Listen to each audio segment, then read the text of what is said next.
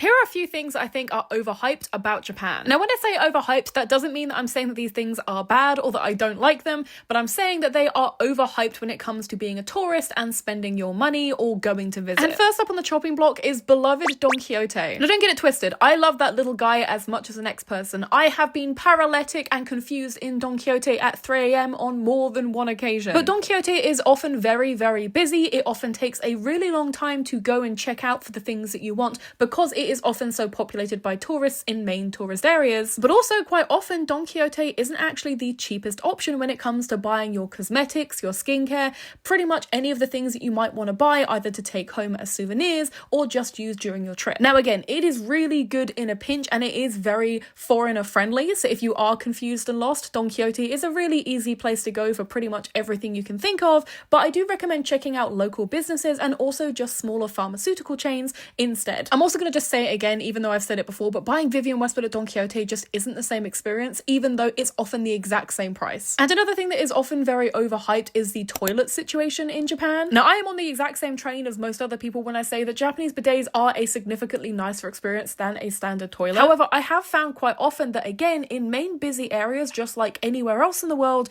the toilet hygiene can be pretty low. Quite often you'll find that the soap dispensers have very, very watery soap in them, if not any at all. Not to mention the one-ply toilet roll that just reminds me of that Jeffree Star meme. And another thing that I feel like I need to just gently bring everyone back down to earth with is that konbini food, as nice as it is not gourmet. Now yeah, compared to a Tesco meal deal, obviously konbini food is significantly better, but again, it is just convenience store food. It is not super healthy. It is still sugary and salty. The eggs are often not real eggs depending on what you're buying.